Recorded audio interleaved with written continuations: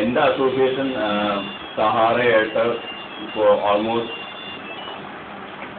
13 ഇയേഴ്സായി. പല ആൾക്കാരും വന്നുപോയി, പല ആൾക്കാരും ദീലൊക്കെ മാർക്ക്, അതായത് അവരായ ഒരു എന്താ പറയുക ഒരു മാർക്ക് ഇട്ടു. ചില ആൾക്കാർ മാർക്ക് ഇടാണ്ട് പോയി, ചില ആൾക്കാർ പോയിട്ടും തിരിച്ചു വരും. At least they come to share at least good things or bad things, but they definitely come back. First of all, I would tell a thank you to Shankarji to organize it.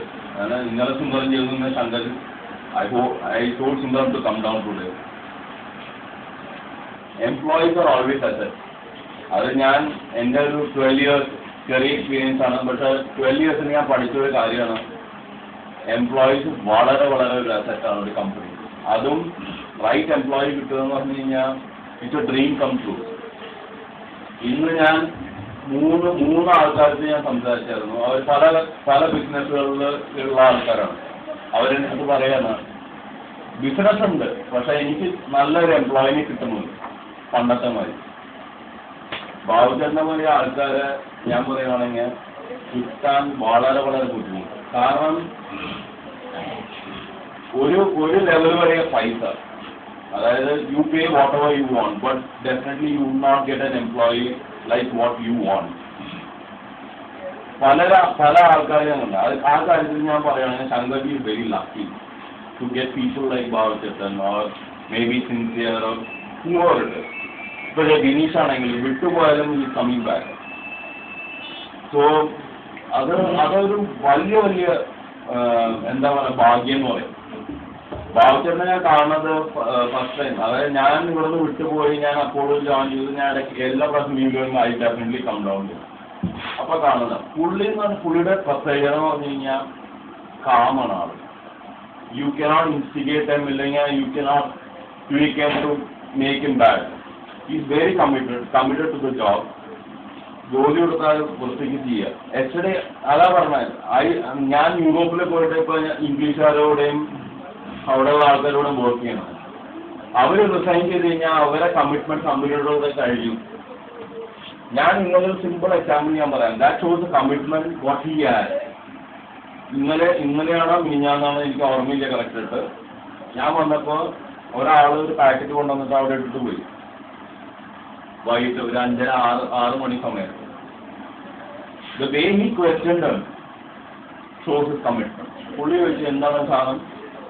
പുള്ളി പോവാന്ന് പറഞ്ഞിട്ട് ഒരു മാസത്തിന് മുകളിലായി. എന്റെ ഓർമ്മ വെക്കണം. ശങ്കർജി പറഞ്ഞിട്ട് ഓൾമോസ്റ്റ് 2 months. പുള്ളി എൻ്റെ അടുത്ത് പുള്ളി ചോദിക്കണം, നീ എന്താ ഈ സാധനങ്ങളും ഇവിടെ വെക്കണം, എന്താണ് ഇങ്ങനെ വെച്ചിട്ട് പോയാൽ ശരിയാവും. ഈ കമ്മിറ്റ്മെന്റ് ഈ ലോകത്തിൽ ഞാൻ പറയണം ഇറ്റ്സ് സോ ഫാസ്റ്റ്. കലിയുഗമാണ്. എല്ലാവരും അവരവരുടെ കാര്യം നോക്കുന്ന സമയമാണ്. ആ സമയത്ത് പുള്ളി ആ വർക്ക് ചെയ്ത സ്ഥാപനത്തോടുള്ള കൂട് ഇല്ലെങ്കിൽ ആ സ്നേഹം അസാമാന്യം. എന്താ പറയാ, ഇൻകംപാരബിൾ. ഇല്ലെങ്കിൽ എന്താ പറയാ, ഇങ്ങനത്തെ ആൾക്കാരെ കിട്ടുക എന്ന് പറഞ്ഞു കഴിഞ്ഞാൽ എന്റെ ഭാഗത്ത് ഞാൻ പറയാം 43 years എക്സ്പീരിയൻസ് ആണ്. എന്നിട്ടും ആ ഹംബിൾനെസ് എന്താ പറയാ 46 years. ഞാൻ പറഞ്ഞ ഈ കാലത്ത് ആൾക്കാര് 10-12 വർഷമായി കഴിഞ്ഞ അഹങ്കാരം. ഞാൻ പറയാം, ഇപ്പൊ ഒരു ഫിലിം ഫീൽഡ് എടുത്തോ അല്ലെങ്കിൽ ബിസിനസ് എടുത്തോ, ഞാൻ 50 കൊല്ലമായിട്ട് ബിസിനസ്സിൽ എടുക്കണം. നീ എന്നെ വല്ല പറയുന്ന ഒരു കാലത്തില് ഇത്രയും ഹംബിളായിട്ട് നിൽക്കുന്ന ഒരു മനുഷ്യനാണ് ഭാവി. കമ്മിറ്റ്മെന്റ്, ജോബിനോടുള്ള താല്പര്യം കൃത്യമായിട്ട് കട്ടയിട്ടാലിരുന്നിട്ട് എന്ത് മോഡെടുത്താലും ഒരു ലെവലിൽ നിൽക്കുക. ആ ബഹുമാനം, ആ റെസ്പെക്ട് നിൽക്കുക അസാമാന്യം. ഞാൻ ഭാഗത്ത് പറയണമെന്ന് പറഞ്ഞു കഴിഞ്ഞാൽ എല്ലാ കൊല്ലം ഒരു പ്രാവശ്യം എനിക്ക് വരാൻ പറ്റുള്ളൂ. വരുമ്പോൾ ഡെഫിനറ്റ് വരിക, നമുക്ക് കൂടണം. ഇതുപോലെ ഞാൻ പറയട്ടെ ഭാഗത്തിട്ട്, ഇതുപോലെ ആൾക്കാരെ എനിക്ക് പരിചയപ്പെടാൻ പറ്റിയ എൻ്റെ ഒരു വലിയൊരു ഭാഗ്യമാണ്.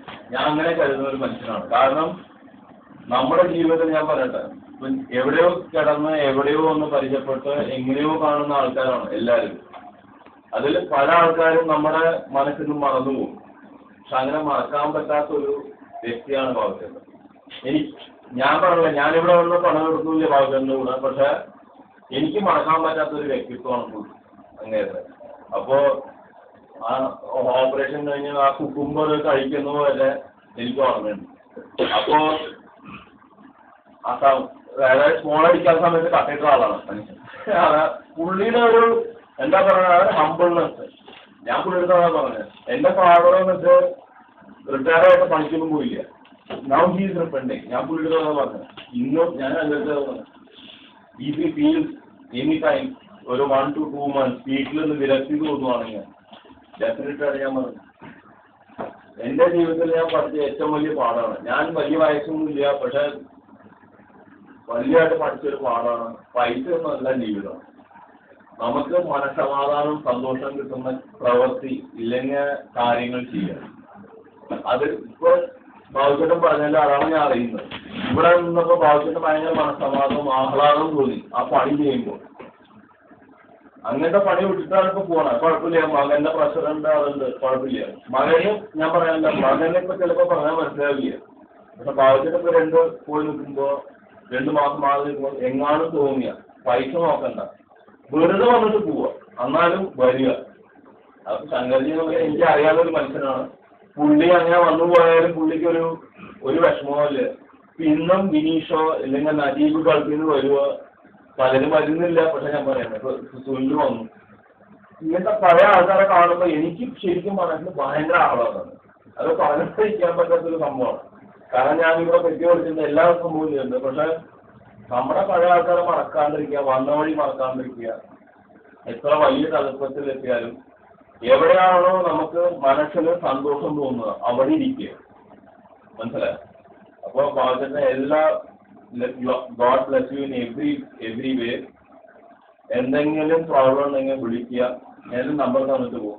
എന്ത് പ്രോബ്ലം ഉണ്ടെങ്കിലും ഫിനാൻഷ്യലി ആണെങ്കിലും എന്ത് സങ്കടം ഉണ്ടെങ്കിലും പ്ലീസ് ലെറ്റ് മീ. മനസ്സിലായോ? കാരണം വളരെ കുറച്ച് ആൾക്കാരാണ് നമ്മൾ കണ്ടു പരിചയപ്പെട്ട് അടുക്കുന്നത്. അങ്ങനെ ഒരാളാണ് കുറച്ച്.